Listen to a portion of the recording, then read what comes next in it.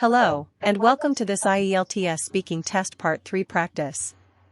In this session, we are going to look at 8 real questions that you might face in the exam. I will also share sample answers that are designed to demonstrate fluency, coherence, and a wide range of vocabulary, the kind of features examiners look for when awarding a Band 8 or higher. Let's get started. Technology and Society, Q1. Has technology made life easier or more complicated? Personally, I think technology has definitely simplified many aspects of our daily lives. For example, online banking allows us to transfer money instantly, and mobile apps help us stay connected with family and colleagues. On the flip side, technology also introduces challenges such as online privacy risks, constant notifications, and even digital addiction. So in a way, it's a double-edged sword. But overall, if we use it responsibly and in moderation, technology makes our lives far more convenient and productive. Technology and Society, Q2. How has technology changed the way people work? Well, work has been completely transformed by digital tools. Nowadays, remote work is not only possible but common, thanks to video conferencing and online collaboration platforms. Employees can share files, work in different time zones, and stay connected with global teams. However, this also creates pressure because people are often expected to respond to emails or messages outside working hours. So while technology has boosted efficiency, it has also blurred the boundary between professional and personal life. Technology and Society, Q3. Do older people struggle with technology? Yes, I believe many older people find it difficult to adapt because they didn't grow up surrounded by gadgets, smartphones, and the internet. For them, learning how to use a new device can feel intimidating or unnecessary. Younger generations, on the other hand, adapt naturally since they've been exposed to technology from childhood. That said, when older adults receive proper guidance and when devices are designed with simple interfaces, they can also use technology effectively, for instance, to video call relatives or monitor their health. Education, Q4. Should students rely more on teachers or technology? In my opinion, both are equally important. Teachers play a unique role in shaping a student's thinking, motivating them, and providing feedback, which technology cannot fully replace.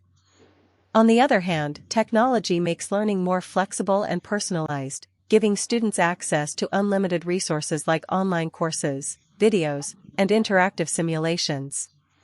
For the best results, I believe a blended learning environment, where teachers guide the learning process and technology supports it, is the ideal approach. Education, Q5. How will education change in the next 20 years? I think education will undergo a major digital transformation where artificial intelligence acts as a personal tutor for each student, tailoring lessons to their individual pace and style. Virtual and augmented reality might also become common, allowing students to experience history or science instead of just reading about it. Still, I don't think human teachers will ever become irrelevant, because social interaction and emotional support are essential parts of education that machines cannot provide. Globalization, Q6. How has globalization affected life in your country? Globalization has changed daily life in many ways.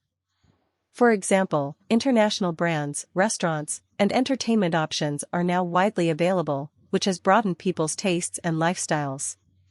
Job opportunities have also expanded, especially in multinational companies. On the negative side, small local businesses often struggle to compete with global giants, and some cultural traditions risk being overshadowed by more dominant global cultures. So while globalization has given us variety and opportunities, it also challenges us to protect our local identity. Globalization, Q7. Do you think globalization is more beneficial for developed or developing countries?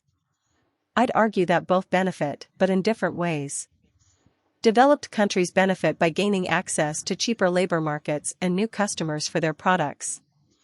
Developing countries, on the other hand, often gain foreign investment, technology transfer, and better infrastructure. But the extent of these benefits usually depends on government policies and how fairly opportunities are distributed. Without strong regulations, globalization can sometimes increase inequality instead of reducing it. Globalization, Q8. Will globalization continue in the future?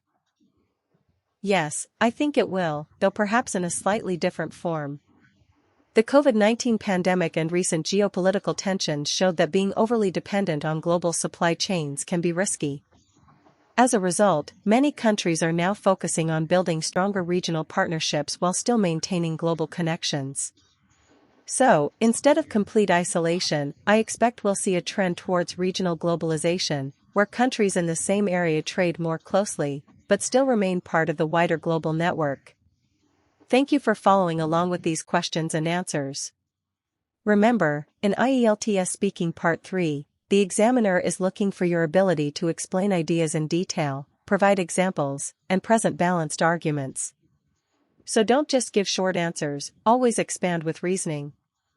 If you practice these strategies consistently, you'll be much more confident and fluent, and reaching Band 8 will definitely be within your grasp.